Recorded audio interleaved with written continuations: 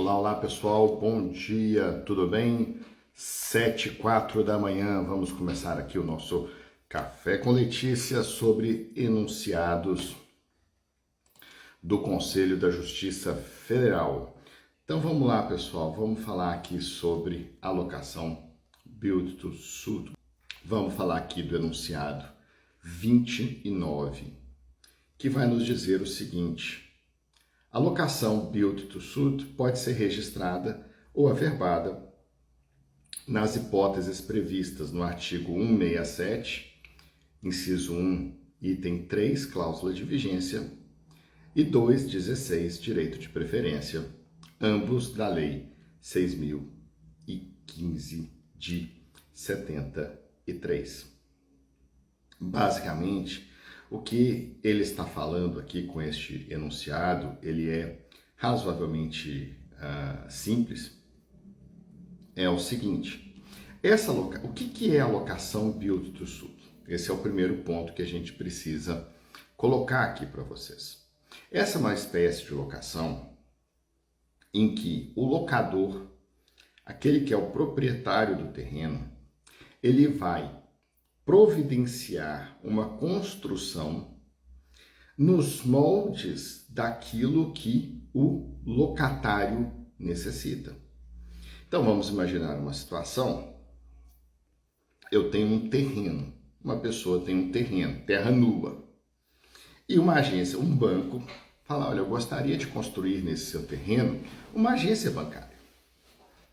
Então, o que o locador vai fazer? O locador vai construir ali naquele seu terreno a agência bancária. Vai fazer uma construção de acordo com aquilo que ele, locatário, precisa. E aí nós temos algumas peculiaridades nessa espécie de locação. Porque veja, vamos imaginar que eu me mude para Pará de Minas, lá das nossas colegas Déboras aqui. Ou que eu me mude para Fortaleza, do nosso colega que falou aqui mais cedo. Ou para Goiânia. Eu vou procurar um apartamento, eu vou procurar uma casa para morar, eu vou procurar um local, por exemplo, para montar o meu negócio. Como que normalmente acontece? Eu chego lá em Goiânia, eu chego lá em Fortaleza, lá em Pará de Minas, e eu vou ver, por exemplo, vamos imaginar aqui a locação residencial. Eu vou ver as opções que me são dadas ali. Eu vou até uma imobiliária e falo: olha, eu estou procurando um apartamento, eu preciso de um apartamento, pode ser uma kitnet, pode ser 2 quartos, 3 quartos, 4 quartos, eu preciso de uma casa maior, não sei quais são as minhas necessidades, mas eu vou procurar aquelas opções que já estão disponíveis. Ninguém vai construir um apartamento para mim da forma que eu quero, né? Para esse aluguel. Por quê? Porque entende-se, pelo menos assim é a regra, que eu vou fazer ali, eu vou ficar ali um tempo e depois eu vou sair, ou eu vou comprar um apartamento para mim e vou sair do aluguel. Então eu vou e olho as opções disponíveis. Não é de forma alguma o que acontece aqui na locação Build to Suit. O que acontece aqui?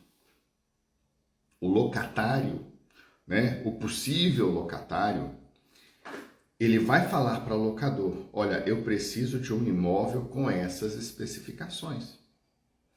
Eu preciso que tenha uma sala de atendimento com tantos metros. Eu preciso que tenha uma sala de apoio no fundo com tantos metros quadrados.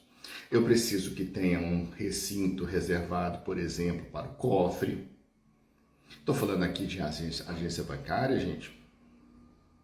Poderia ser, por exemplo, uma indústria, poderia ser um comércio, um cartório, né? Pessoa passa no concurso de cartório lá do estado do Ceará, vai montar um cartório lá em Fortaleza, ele pode pensar nessa hipótese de locação. Perfeito. Tranquilamente possível. Não é uma hipótese de locação normal. Ou, normal não, mas não é essa que nós estamos acostumados a nos deparar com ela no dia a dia. E isso vai trazer algumas questões. vai trazer, por exemplo, o seguinte: vamos imaginar que eu construa no meu terreno, vamos voltar para a agência bancária. Eu construo no meu terreno, tá? Eu construo um imóvel, né? Faço uma construção ali, exatamente com a especificação que o banco me pediu. Aí chega dali a um ano, o banco fala: ó, obrigado, mas a gente não quer mais essa locação não. Não vale mais a pena para a gente ter essa locação. Isso é normal naquela locação do apartamento? Olha, eu aluguei o apartamento lá em Fortaleza. Poxa, aí eu comecei a morar lá, eu percebi que o apartamento é bom, a localização é ótima, mas é muito barulhento, eu não dou conta de dormir, estou tendo problema com isso. Ah, os vizinhos fazem festa toda noite, sei lá, por qual motivo. Eu simplesmente pego e saio. Vai ter ali uma multa, beleza, tranquilo, a gente resolve ali. Claro que vai ser uma multa muito menor do que a multa que nós vamos falar na locação build to suit. Mas eu simplesmente saio, tranquilo. Na locação build to suit, não, gente. Na locação, eu gastei dinheiro, eu fiz uma construção de acordo com aquilo que o locatário, o pretenso locatário me pediu. Então eu preciso de algumas garantias a mais. Eu preciso de um prazo de contrato maior. Eu preciso que, se o locatário quiser sair antes, ele tem que me pagar o prazo do contrato para remunerar a construção que eu fiz para ele. Então essas são algumas das características desse contrato de locação build to suit que são extremamente importantes na prática, ok? Bom, como qualquer hipótese, como qualquer contrato de locação, esse contrato de locação ele pode ingressar no registro de imóveis, seja mediante uma averbação, seja mediante um ato de registro. Como vocês sabem, nos cartórios de registro de imóveis no Brasil, nós temos as matrículas, que são o livro 2, e depois, nas matrículas, são praticados atos de registro e são praticados atos de averbação. Sem muita técnica aqui, falando de uma forma bem simples, bem direta. Aqueles atos de registro, a professora Daniela Bolivar, ela usa muito essa expressão. Atos de registro são aqueles atos fortes, são aqueles atos que vão constituir direitos reais. Então, quase toda vez que você pensar num ato de registro, você pensa na constituição de um direito real.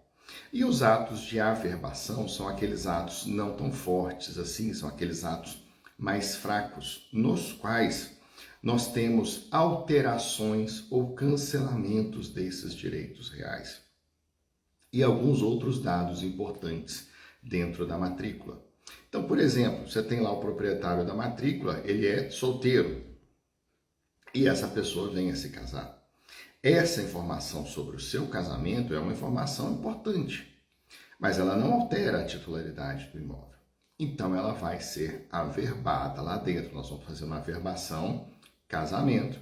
Olha, o proprietário dessa matrícula, Joãozinho, casou-se com Mariazinha da data tal, pelo regime tal, e eventualmente, a depender do regime, vamos ter que falar do regime de bens. Aliás, sempre mencionamos o regime de bens. Se houver, se o regime não for legal, nós vamos indicar o registro no livro 3, que é o livro de registro auxiliar. Então, quando você tem no contrato de locação uma cláusula de vigência, o que é a cláusula de vigência? Ela vai nos dizer o seguinte, que caso o locador venda aquele imóvel, o comprador deverá respeitar aquele contrato de locação. Essa é uma cláusula de vigência e é uma cláusula que é prevista como ato de registro lá no artigo 167, inciso 1º, item 3 da Lei 6.015.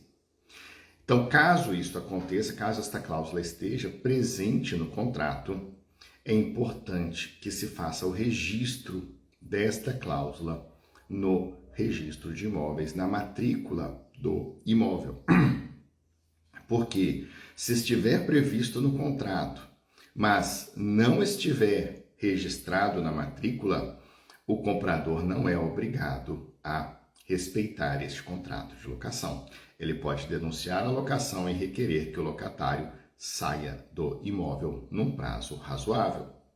Bom, só para vocês terem ideia da importância disso. Uma vez eu estava conversando com um administrador de um cursinho preparatório para concursos aqui no Brasil. Eu não vou falar estado nem nada, porque se eu falar o estado fica fácil de saber qual que é. E ele estava me contando exatamente essa situação. Eles tinham algumas salas alugadas no centro de uma capital brasileira e ficaram sabendo que o locador ele estava pretendendo vender aqueles imóveis e um dos pretensos compradores não queria manter a alocação para aquele cursinho preparatório. E aí começou uma loucura dentro do cursinho, dentro da administração desse cursinho, falando, não, mas nós estamos tranquilos, está no contrato de locação o direito de preferência. Até que alguém levantou a mão e falou assim, tá no contrato, mas registrou? Porque a gente tem aquela frase famosa, né, que quem não registra não é dono, e essa frase ela é absolutamente correta.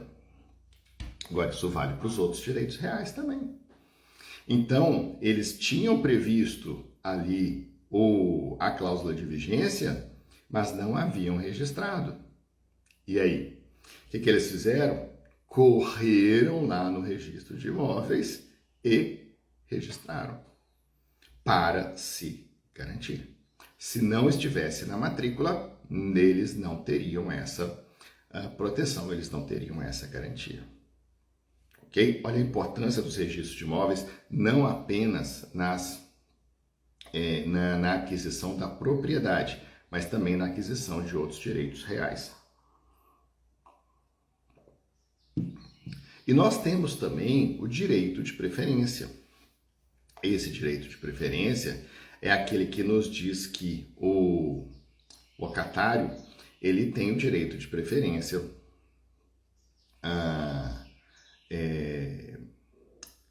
ele tem o direito de preferência na compra daquele imóvel no mesmo preço. Como se trata de uma questão legal, esse direito de preferência pode ser apenas, e aqui o apenas entre aspas, tá? Ele não vai ser um ato de registro, ele vai ser apenas averbado na matrícula. Então, e o que o enunciado está nos dizendo? Né? Nós ficamos aqui praticamente 20 minutos rodeando o enunciado e agora nós vamos entrar no enunciado de verdade. Porque o enunciado é muito simples. Ele vira e fala, olha, o registro da cláusula de vigência, a averbação do direito de preferência, eles se aplicam tanto aos contratos de locação tradicionais quanto aos contratos de locação build to suit. Basicamente é isso que está nos dizendo o enunciado de número 29 do Conselho da Justiça Federal. Tranquilo, pessoal? Pergunta aqui da Neide, deve ser Neide. Professor, e quando tem uma cláusula que, em caso de venda do imóvel, o locador se obriga a pagar a comissão de venda?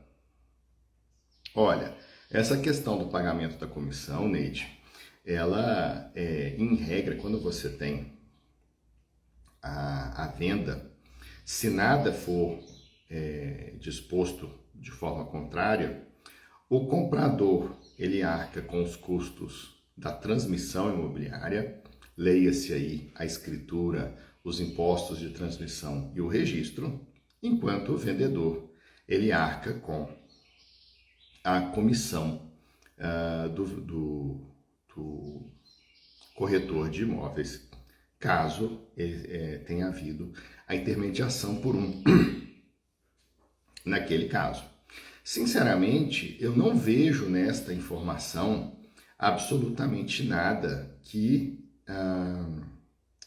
justifique a sua inclusão na matrícula. Primeiro, é o normal, o locador, ele é o proprietário do bem. Então, em regra, quem vai pagar essa comissão é o próprio locador. Ah, mas as pessoas querem deixar claro, deixar expresso isso na matrícula. Qual é a importância disso para a matrícula? Os atos de averbação, nós sabemos, ao contrário dos atos de registro, né? Os atos de registro, eles têm as hipóteses expressamente previstas em lei. Os atos de averbação não, a princípio nós podemos averbar qualquer coisa na matrícula, desde que tenha alguma vinculação com a matrícula, alguma vinculação com o imóvel. Eu, sinceramente, não vejo aqui, neste caso, me parece uma questão apenas meramente obrigacional, não veria necessidade em se fazer esta averbação, a averbação deste ato na matrícula. Agora, também não entenderia como um erro fazer a averbação desse ato na matrícula, mas não vejo necessidade, não vejo aí não vejo nenhuma informação nisso que realmente impacte a matrícula a ponto de nós fazermos esta averbação. Ok, pessoal, tranquilo em relação à locação Build to Suit? Alguma dúvida? Coloca aqui. Obrigado, pessoal, que está entrando. É complicado a gente falar nomes aqui, mas Sinara, Paulo Oliveira, Tássia, Zoalpe, Bernardes, Toninho, a todo mundo, gente, muito obrigado. Advogada Advíncula, advogado Advíncula, é de Tamarandiba. Família Advíncula é uma família muito comum lá, bastante numerosa lá. Eu aluguei o cartório de protesto lá de Tamarandiba, inclusive era de uma Advíncula, né? Dona Loza, grande abraço. Pode ser averbado um título executivo de dívida, sim, bastante comum, tá Paulo? Razoavelmente comum que se faça esse tipo de averbação. E, aliás, extremamente importante que se faça, né? E aqui tá colocando, né,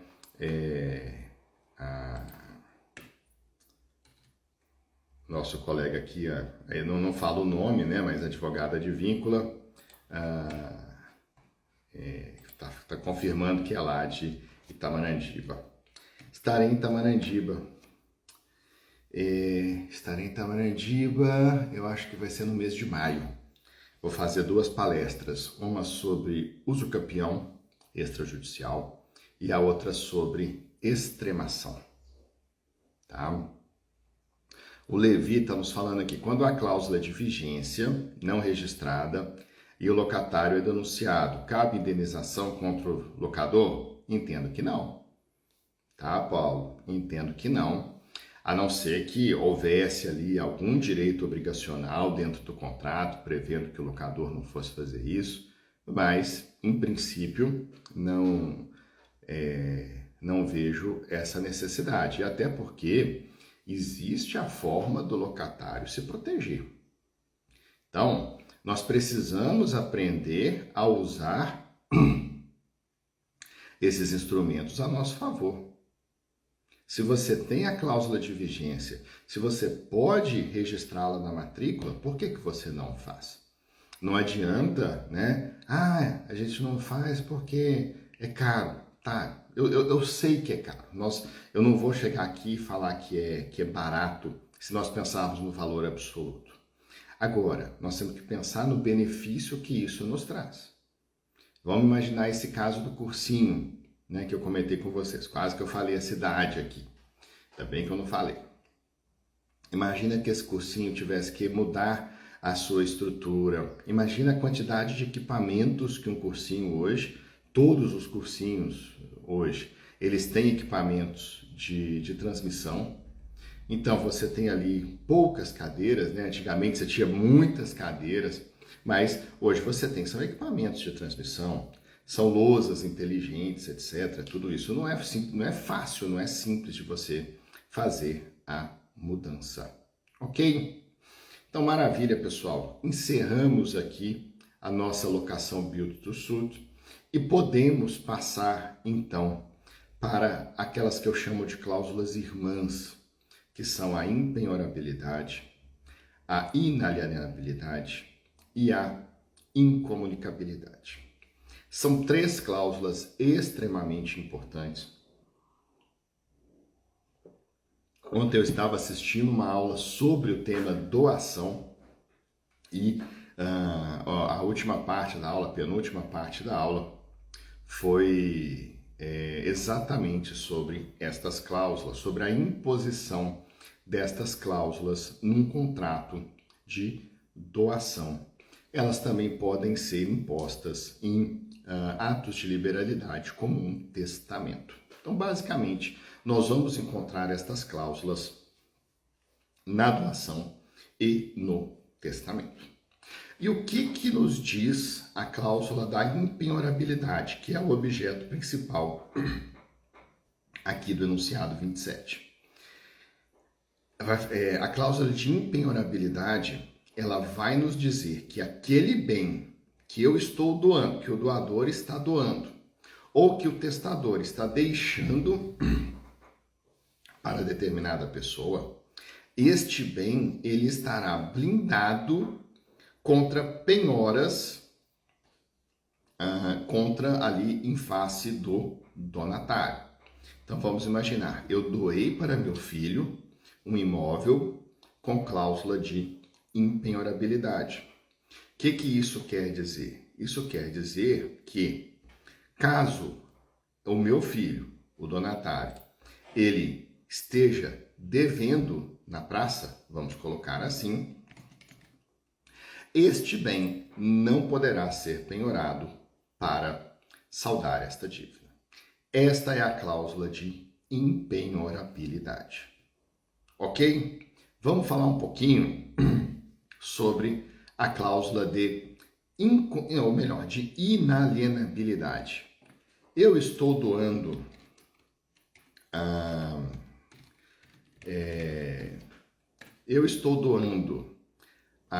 o imóvel para o meu filho, mas eu sei que meu filho não tem uma cabeça muito boa. Por que eu estou doando esse imóvel para ele? Eu estou doando esse imóvel para ele porque eu quero que ele tenha um local para morar. Eu quero que ele tenha um bom local para morar, com qualidade, com tranquilidade. Mas eu sei que se ele tiver disponibilidade total sobre esse bem, ele vai vender, vai gastar tudo. E aquela minha ideia de garantir para ele um local para morar foi para o brejo.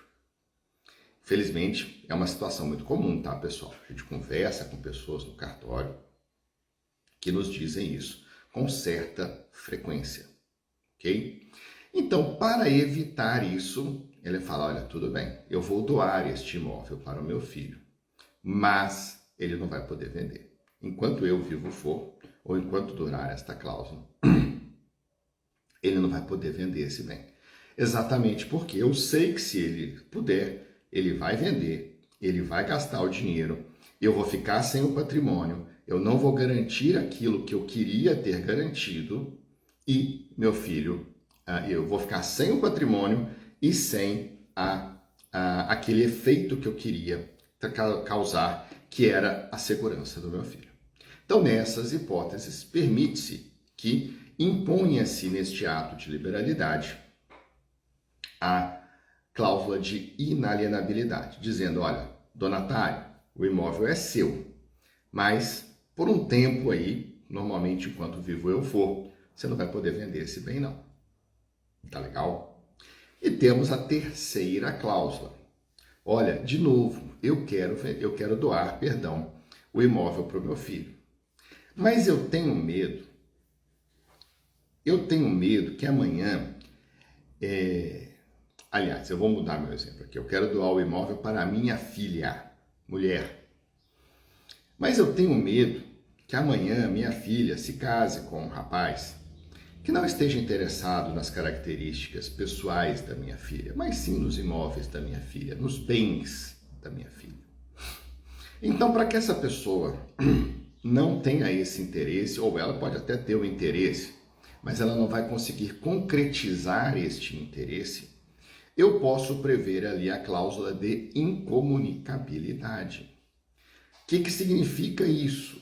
Este bem não vai se comunicar no casamento, no eventual casamento da donatária, do donatário. Mesmo que este casamento se dê no regime da comunhão universal de bens. Olha isso. Olha o quanto que é importante esta cláusula. Esta cláusula vai garantir este bem no patrimônio do donatário, da donatária, mesmo no caso de casamento no regime da comunhão universal de bens. Olha o quanto isso é importante. E é sempre importante nós lembrarmos, pessoal, o artigo 1911 do Código Civil, que eu estou colando aqui, que vai nos dizer o seguinte, que a cláusula de inalienabilidade, imposta aos bens por ato de liberalidade, ela automaticamente implica a impenhorabilidade e a incomunicabilidade. Ou seja, se eu coloco no contrato uma cláusula de inalienabilidade, automaticamente este imóvel também se tornou incomunicável e impenhorável. Ok? Isso é extremamente importante, pessoal, para a gente proteger o patrimônio do donatário, da donatária. Ok?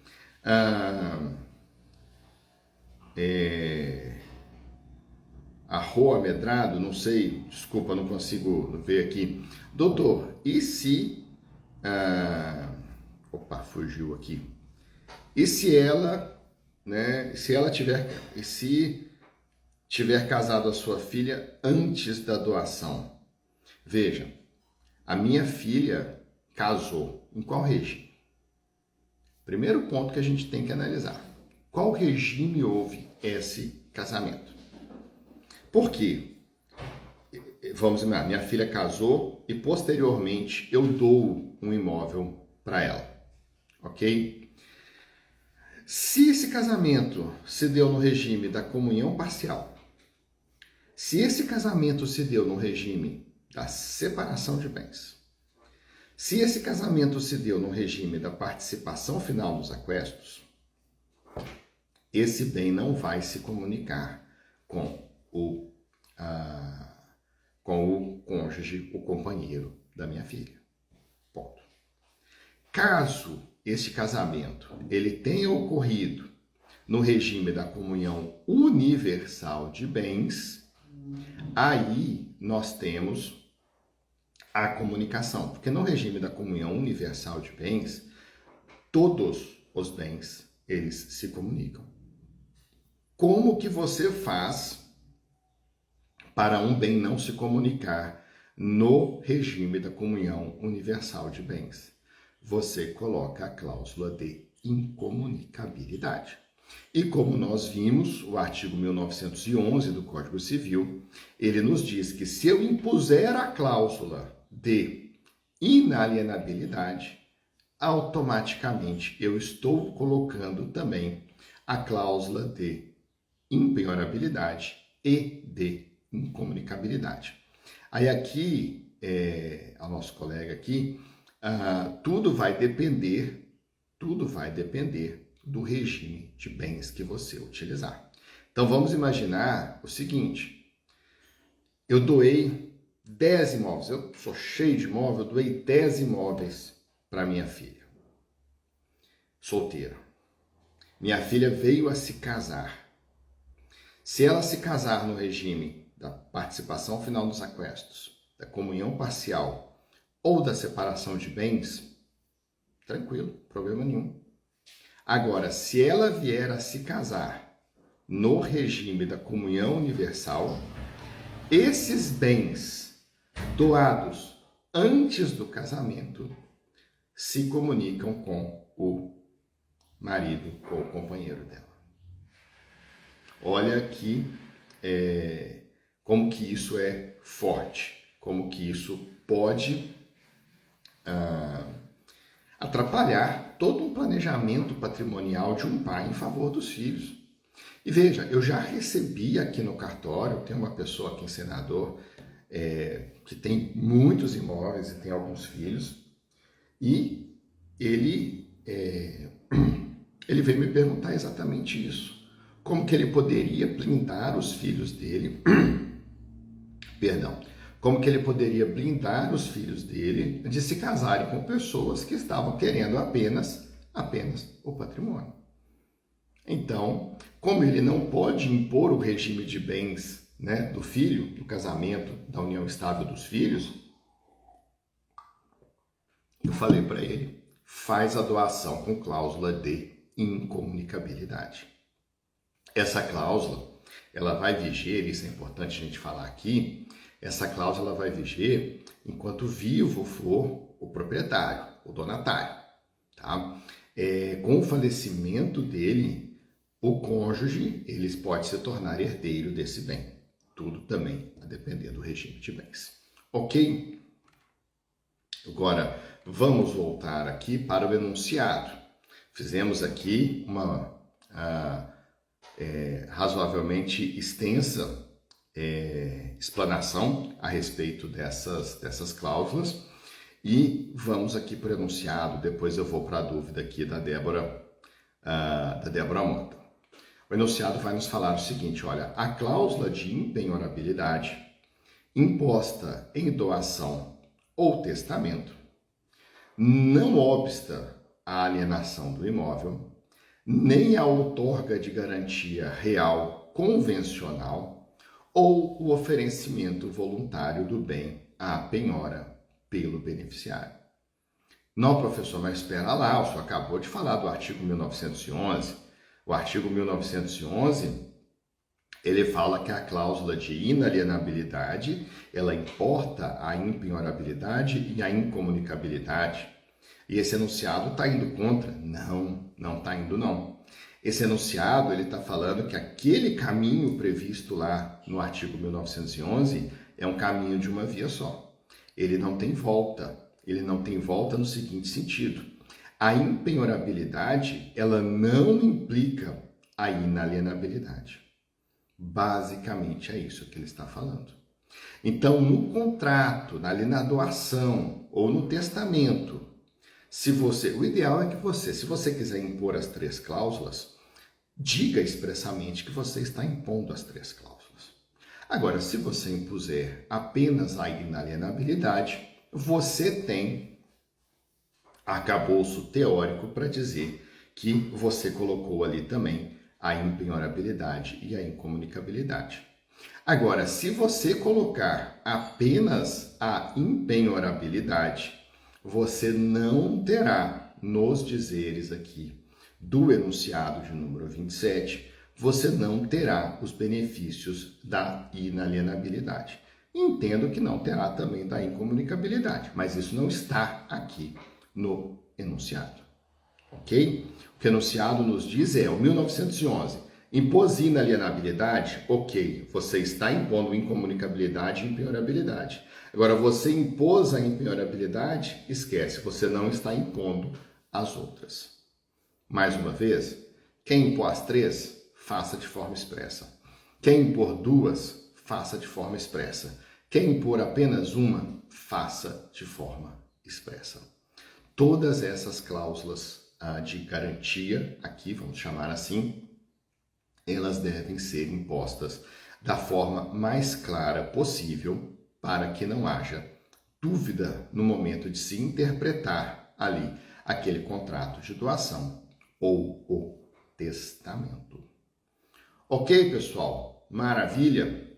Vamos lá, se vocês tiverem alguma dúvida, coloca aqui no chat para a gente. Vamos dar uma olhada aqui na dúvida da Débora.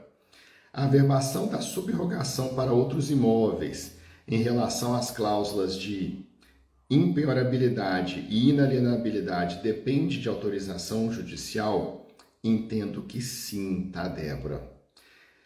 Entendo que sim, porque quando você tem essas cláusulas, quando você tem o término delas já estipulado previamente, então ela vai ser vitalícia. Essas cláusulas vão durar enquanto vivo for o doador. Você levando ao cartório de registro de imóveis a certidão de óbito do doador, o cartório encontra-se autorizado, digamos assim, a fazer o cancelamento desta cláusula, sem problema nenhum.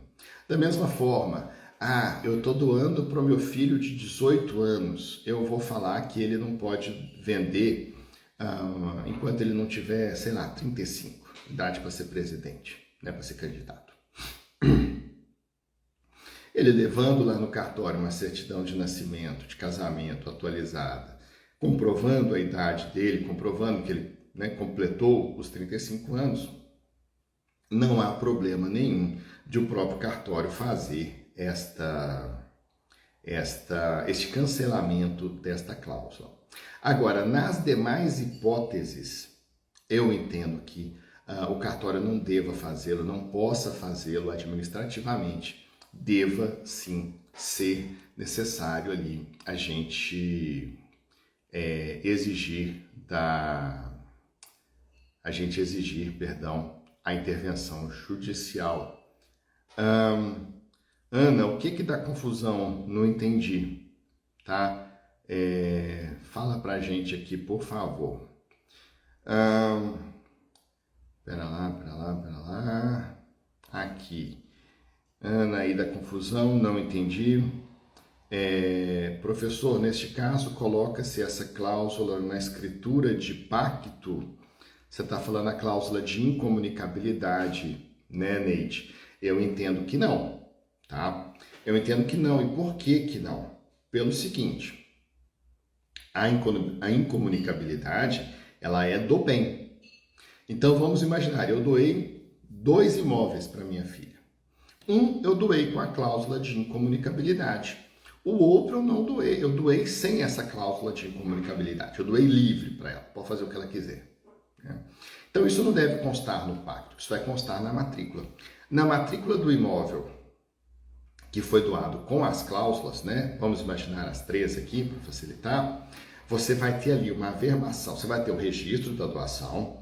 Carlos Londe doou para sua filha Mariazinha, tal, o bem objeto desta matrícula, tal. Logo em seguida você vai ter uma averbação. Nunca fiz aqui no cartório, não é comum, infelizmente as pessoas não percebem a importância dessas cláusulas. Você faz uma averbação dizendo, olha, nos termos do contrato de doação registrado no R, né, o ato imediatamente anterior, a doação foi feita com as cláusulas de inalienabilidade, incomunicabilidade e impenhorabilidade. Chegou uma penhora, devolve.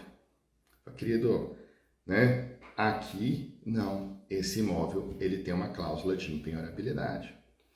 Houve o divórcio.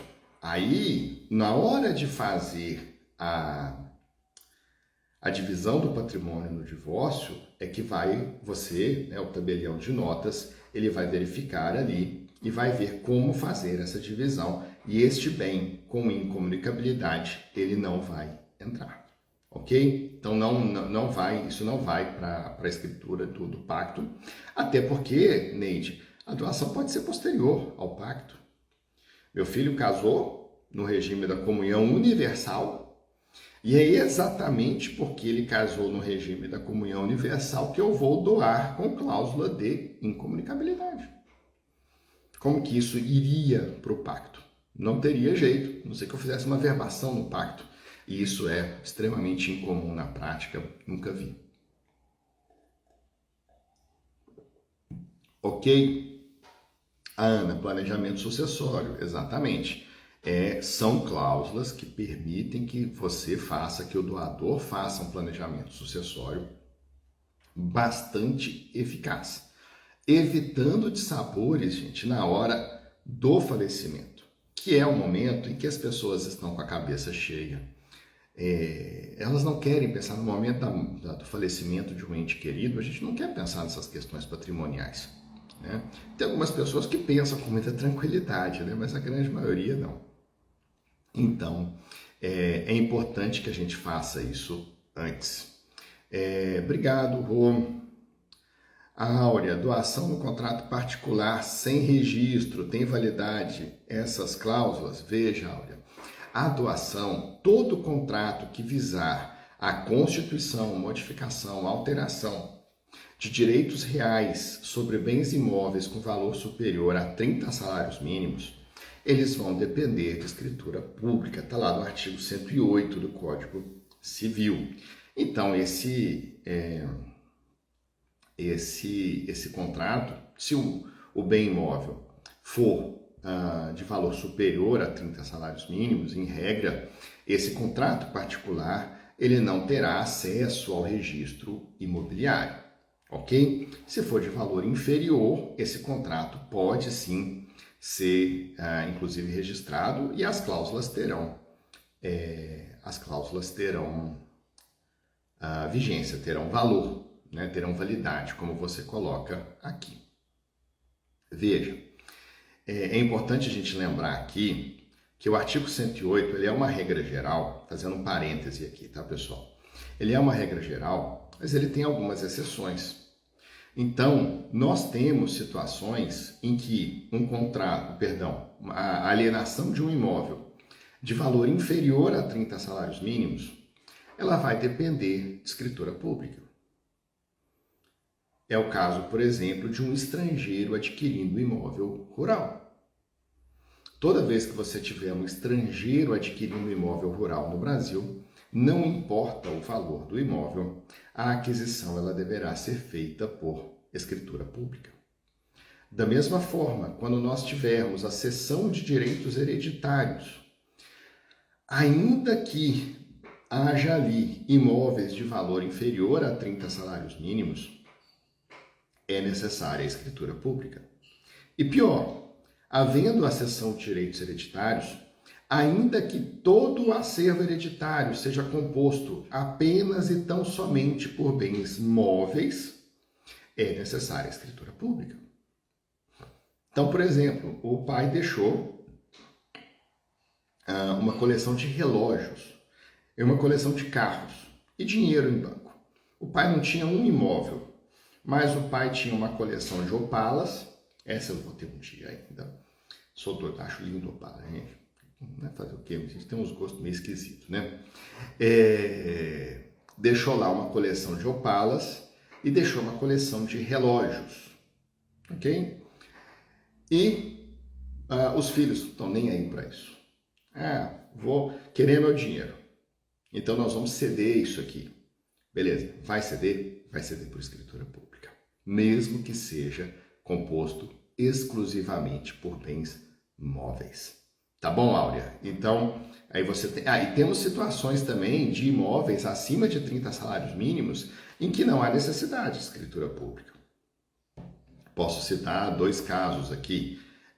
Loteamento, quando o loteador está vendendo para o primeiro adquirente, se ele observar o contrato padrão, cujo conteúdo está previsto lá nos artigos 26 e 26A da Lei 6766, a Lei do Parcelamento do Solo, esse contrato padrão, mais o termo de quitação, ele pode ser levado ao registro imobiliário, independentemente do valor do bem.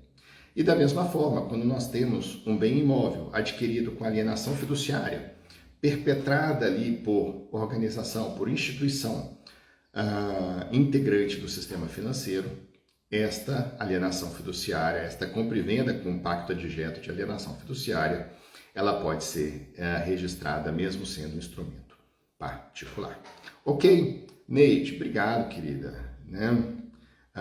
Temos aqui o La Roca, acho que é isso. É possível transferir esses gravames para outro imóvel? Pode ser feito extrajudicialmente? Veja, é possível sim. você fazer a subrogação dessas cláusulas em outro imóvel, mas como nós respondemos na pergunta da colega lá em cima, entendemos que nesse caso seja necessária a intervenção judicial. Ok, La Roca? Vamos lá. Essas cláusulas na legítima em testamento serão averbadas no RI se constar no formal ou na escritura? Sim. Tá? Também deverão ser averbadas. E toda vez que nós tivermos, é o T-Chucre, toda vez que nós tivermos essas cláusulas, elas impostas no testamento ou na herança, elas deverão ser impostas sobre a parte disponível, tá, pessoal? Não sobre a parte, sobre a legítima, tá? Apenas sobre a parte disponível. A Edilene, caçadora, advogada, professora, a senhora V comprou um terreno da M, falecida, através de compromisso de compra e venda. Era um terreno e V não ia quase no local, tem recibo de pagamento. Até aí a adjudicação compulsória. Só que V, ao ir ao terreno, construíram no terreno dela e o vizinho alega que foi comprado de você, não sabia e foi equívoco, né? Bom, Edilene, nesse caso aí, você vai ter que resolver, eventualmente fazendo demolindo essa parte da construção, entrando em acordo para fazer uma troca ali de áreas, né, dentro dessas duas matrículas lindeiras e tomando um cuidado danado para que a sua cliente, né, no caso que eu imagino que seja a senhora V, que ela não sofra o usucapião desse terreno, porque se essa pessoa que construiu tiver o tempo para conseguir a usucapião, ele pode alegar o usucapião contra a sua cliente. Temos que tomar muito cuidado quanto a isso. Não dá para ter imóvel, deixar lá e não fazer nada, pessoal. Não dá, tá? Então, vai ser resolvido por alguma dessas formas. O Domingos Sávio Reis, professor, aborda, por favor, a questão da cláusula de reversão na morte do beneficiário, doação com inalienabilidade.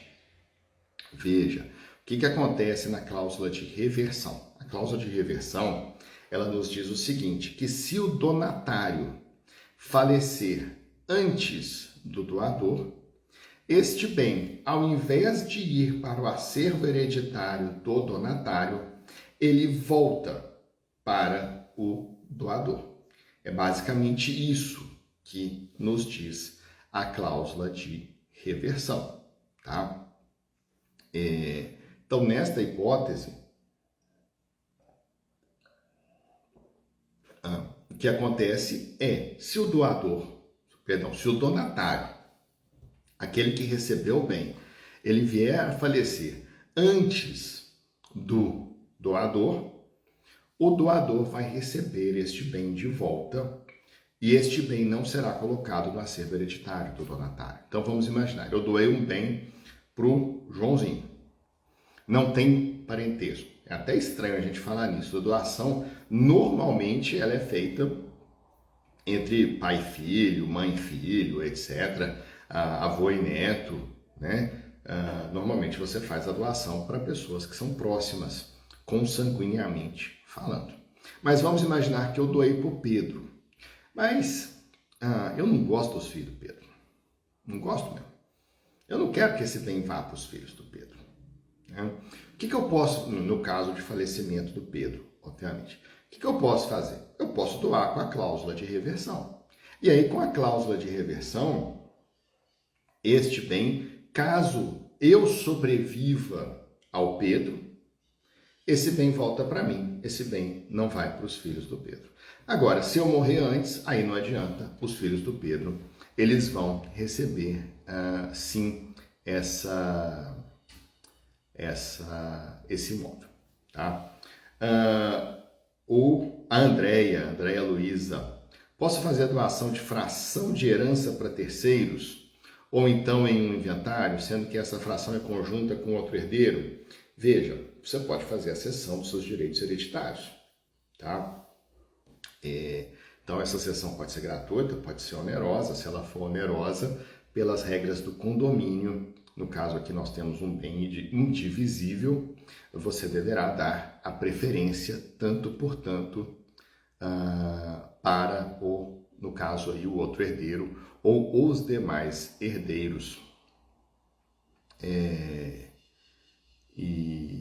Então, é basicamente essa a questão aqui, tá, André? O Rogério Castro, lá do Paraná, imagino, belíssimo estado do Paraná, capital maravilhosa, onde já tive o prazer de morar, inclusive. Sou casado com separação total, onde arrolei os bens na escritura do pacto antenupcial. Devo registrar ou averbar perante meus bens móveis e imóveis a incomunicabilidade? Veja, Rogério, não tem necessidade. Porque nesse caso aí, na verdade, não se trata desta incomunicabilidade que nós estamos falando aqui, tá? Se trata de uma incomunicabilidade legal, decorrente do seu próprio regime de casamento. Então, se você tem um imóvel, se casou com separação total, o próprio, no caso de separação total, leia-se separação convencional, né? Na hora que você for vender, o cartório de notas, ele não vai exigir a participação ali da sua esposa, da sua companheira, ou do seu companheiro, né, do seu esposo, para fazer essa alienação. Da mesma forma, se vocês se divorciarem, esse bem não vai ser incluído ali.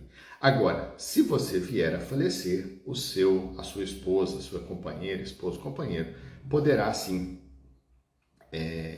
receber este bem, porque essas cláusulas elas valem apenas por ocasião ali do divórcio. Elas não valem na questão da sua sucessão. E pessoal, já vamos...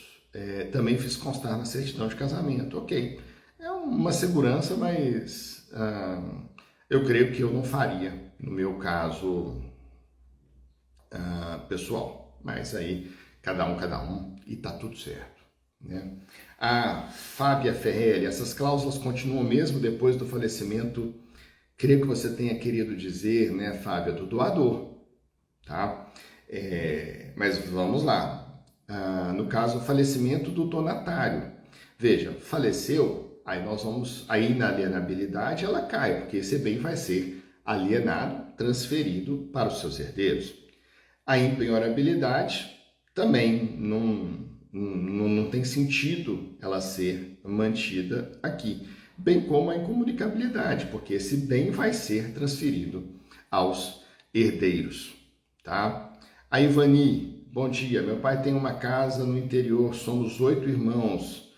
Ela pegou a chave, deve ser uma irmã, né? Mentiu dizendo que iria passar férias, está com 2 crianças pequenas e teu marido. O que podemos fazer sem intriga na família? Veja, Ivani, a intriga na família começou quando sua irmã fez isso, né? Não é quando vocês tentam se proteger, disso que ela está fazendo.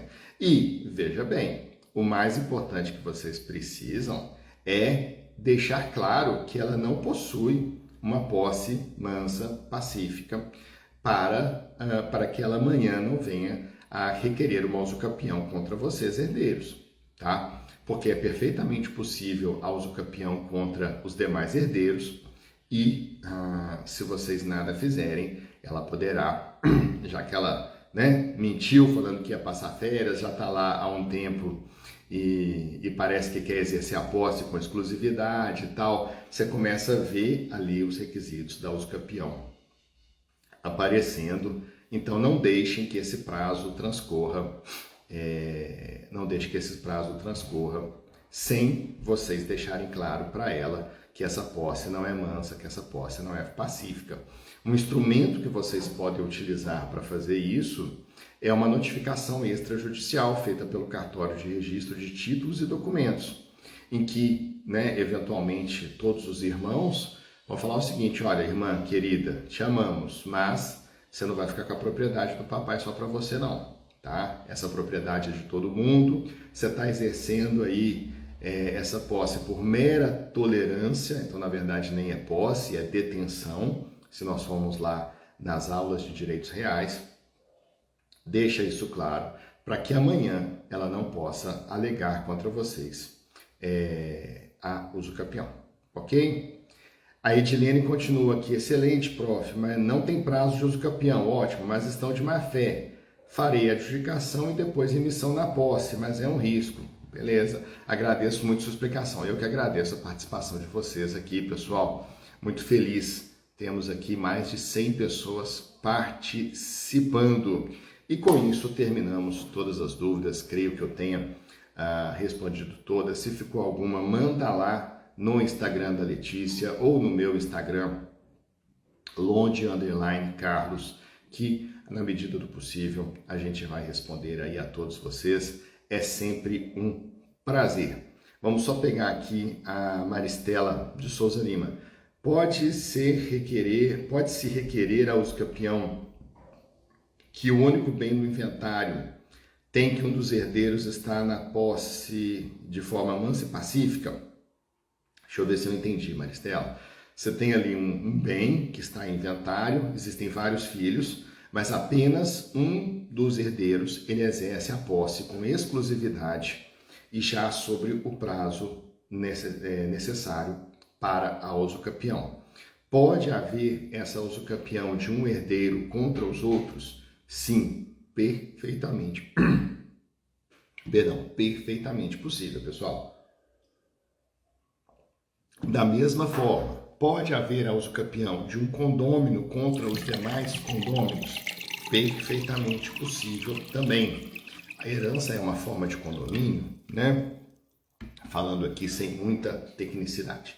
Então, nessas duas hipóteses, se apenas um, ou dois, ou três, não todos, exercerem a posse sobre a totalidade do bem, em detrimento dos demais, pelo prazo exigido na lei,